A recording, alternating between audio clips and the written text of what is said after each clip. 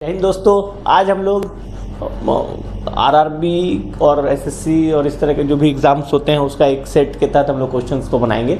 जिसमें पहला क्वेश्चन देखिए, ये एक क्वेश्चन है कि at an amount compound interest rate of 15% which amount will be received from a sum of 18,000 rupees for a duration of 2 years.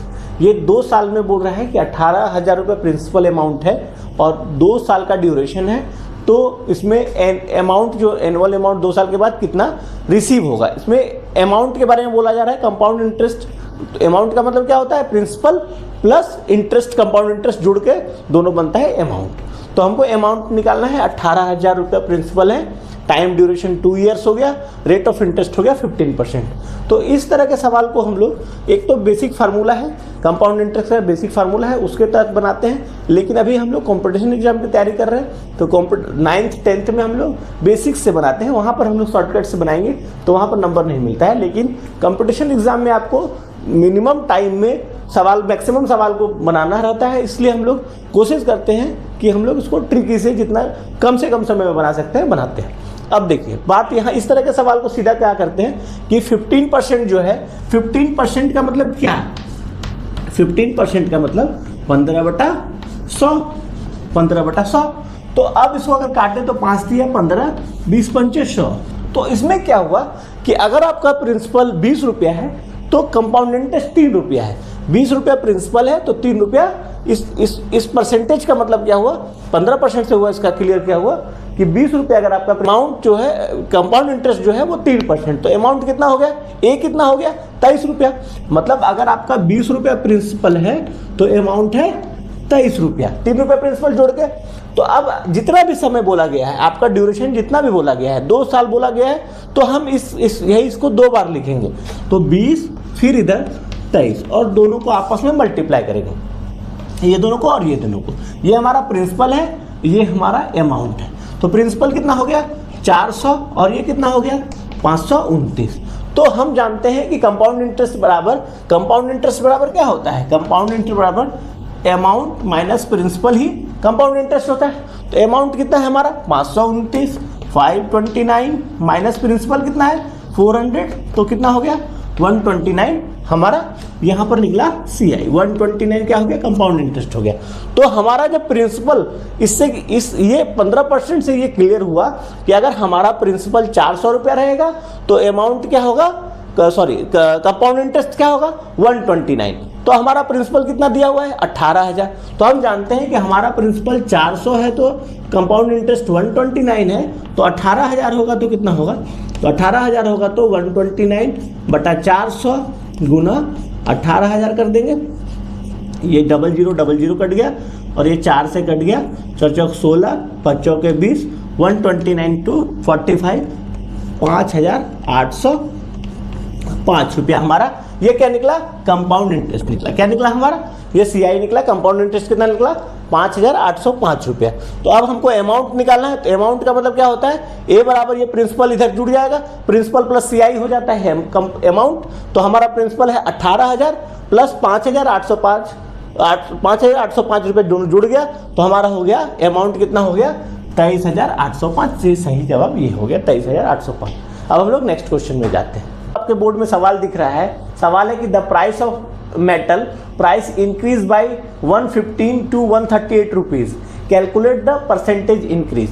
इस तरह के सवाल का वो हम लोग कैसे सॉल्व करेंगे, देखिए सवाल बोला गया है कि 115 रुपया से बढ़ के 138 रुपीज हो गया, तो कितना इंक्रीज हुआ, इंक्रीज कितना हुआ, इंक्रीज 138 माइनस 115 हो गया 23 रुपीज का इंक्रीज हो गया।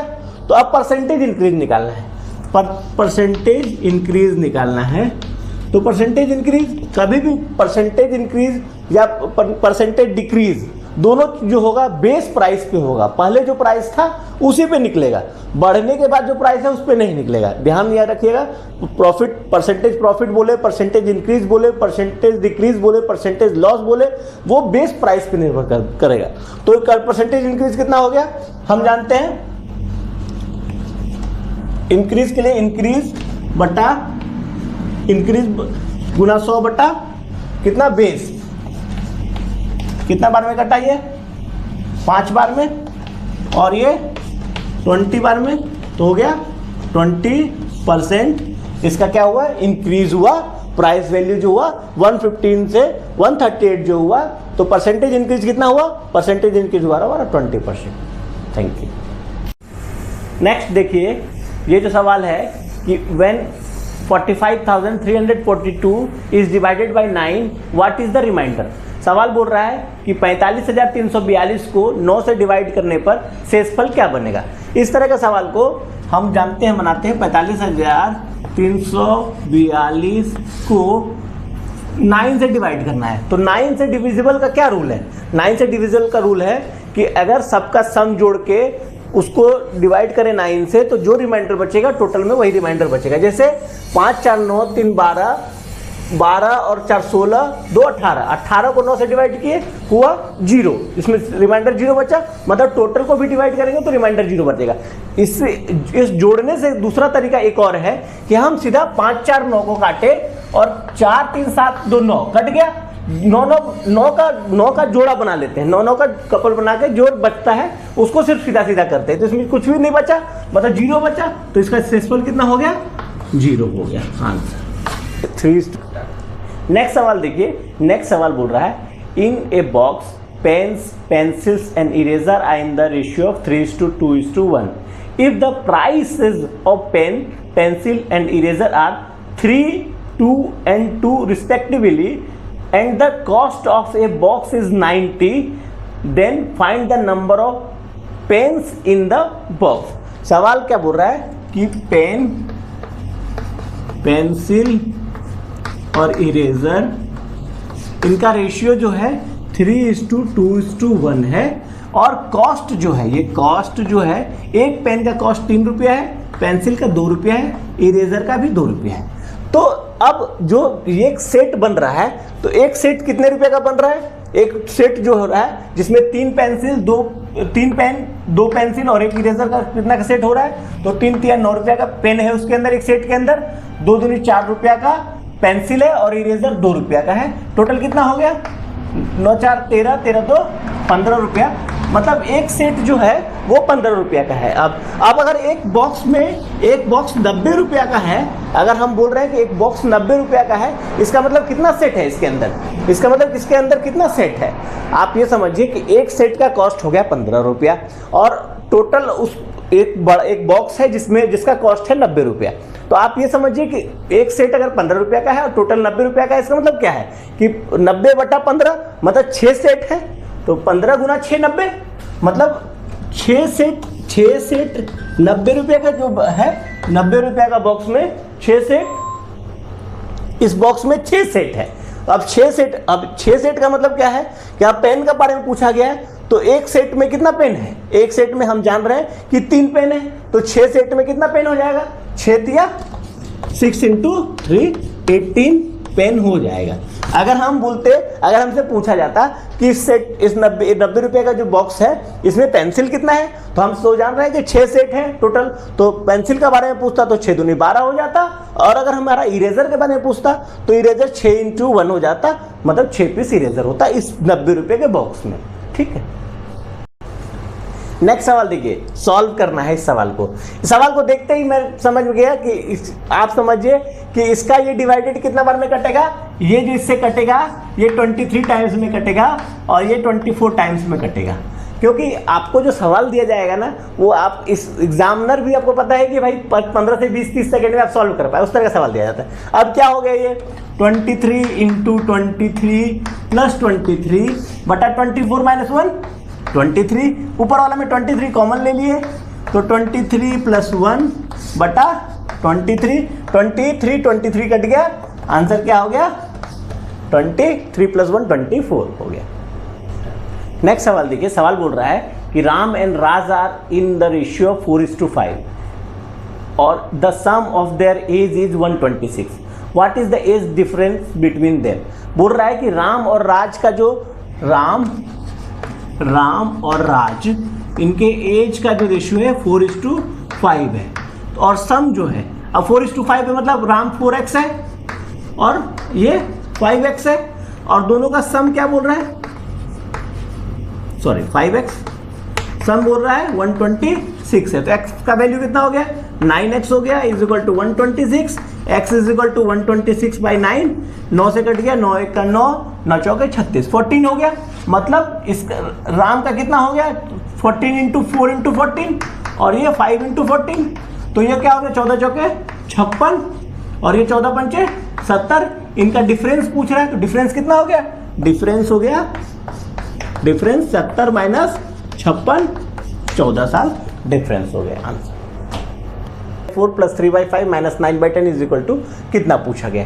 तो इस तरह का सवाल को या तो हम इसको सबका एलसीएम ले लें, 4, 5 और 10 का एलसीएम 20, ये 4 से डिवाइड हुआ 5 बार में, 5 को 5 से गुना किए 25, प्लस 5 से डिवाइड किए 20 को 4, 4 को 3 से गुना किए 12, प्लस 10 से 20 को भाग दिए 2, 2 को सॉरी यहाँ माइनस है, माइनस 10 से 20 को भाग दिए 2, 2 9 दूनी 18, 25 और 12 हो गया कितना 37, 37 माइनस 18 19, 19/20। अब इसको रेशियो में डिवाइड करने निकालने के लिए, पॉइंट में निकालने के लिए क्या कीजिए 5 से गुना कर दीजिए, नीचे 100 बना लीजिए, 19 × 5 = 95/100। अगर आपको लगता है डिवाइड करना थोड़ा टफ है तो डबल जीरो के बाद क्या हो गया 0.95 ये आंसर हो गया। देखिए बोल रहा है कि find the area of square of 92 centimetre diagonal दिया हुआ है 90। अब सवाल को समझिए, सवाल देखिए ऐसा एक स्क्वायर है, इसका डायगोनल मतलब विकर्ण, डायगोनल मतलब विकर्ण, ये 92 सेंटीमीटर दिया हुआ है ना, और हम स्क्वायर है तो चारों तरफ ए है। अब हम जानते हैं कि a बराबर d के रूप में क्या फार्मूला होता है, a बराबर फार्मूला होता है एक भुजा बराबर d/√2, डायगोनल विकर्ण बटा √2, तो डायगोनल दिया है 92/√2। इसको काटेंगे तो कैसे काटेंगे, अब ये समझिए, इसको काटने में बहुत आदमी कंफ्यूजन पैदा होता है, तो इससे हम क्या कर रहे हैं आपको समझाने के लिए, जैसे देखिए हम किसी भी नंबर को, सेम नंबर को ऊपर नीचे गुना कर सकते हैं, हम √2 से गुना कर दिए, ऊपर नीचे गुना कर दिए तो क्या हो गया, अब हो गया 92√2 बटा नीचे √2, 2 से कट गया 46 बार में, ये हो गया 46√2। ये क्या हो गया हमारा एक भुजा इसमें निकल गया, एक भुजा निकल गया हमारा। अब हम स्क्वायर का फार्मूला क्या जानते हैं, क्या होता है भुजा स्क्वायर मतलब एरिया ऑफ स्क्वायर का क्या फार्मूला होता है, भुजा स्क्वायर ए स्क्वायर, ए का मतलब है 46√2 का स्क्वायर। अब 46√2 का स्क्वायर के लिए 46 का स्क्वायर इंटू √2 हो जाएगा, मतलब 46 का रूट का स्क्वायर कितना हो जाएगा 2116 इंटू 2, तो फिर √2 हो गया। अब इसको गुना करेंगे तो 6 दूनी 12 और 2 1 2 1 3, 2 1 2 और 2 दूनी 4, 4 2 3 2 इसका आंसर हो गया। नेक्स्ट सवाल देखिए, ये जो सवाल है बोर्ड मास का नियम जानते हैं, board mass bracket of divided multiply add और सब्ट्रैक्ट। तो ब्रैकेट भी बी फॉर ब्रैकेट जो भी है वो 3 प्रकार का होता है, एक बड़ी ब्रैकेट, उसके बाद एक मंझली और एक छोटी। अब इस तीनों ब्रैकेट में भी सबसे पहले छोटी को सॉल्व करेंगे, फिर उसके बाद मंझली को सॉल्व करेंगे मिडिल वाला, उसके बाद बड़ी ब्रैकेट को सॉल्व करेंगे, ये ऐसा होता है। तो इसमें देखिए, इसमें छोटी ब्रैकेट है, मंझली ब्रैकेट है, उसके बाद बड़ी ब्रैकेट है, तीनों है। तो हम तीनों को पहले सबसे पहले कहाँ से स्टार्ट करेंगे, छोटी से। तो इसको सॉल्व करेंगे तो क्या होगा 42 माइनस, ये बड़ी रहने दीजिए, 9 + 32 माइनस, इसको सॉल्व किए 22 में से 7 गया कितना बचा 15 7 22, ये हो गया। और यहाँ पर मंझली है तो ये मंझली से हो गया, ये अब बड़ी बंद हो गया। अब हो गया 42 माइनस, अब मंझली वाला सॉल्व करेंगे, 9 + 32 में से 15 गया 17 बच गया, ये हो गया। अब बड़ी, अब बड़े ब्रैकेट को सॉल्व करेंगे, 17 और 9 कितना हो गया 26। अब हो गया 42 माइनस 26 कितना बच गया 16 बच गया, ये आंसर आ गया।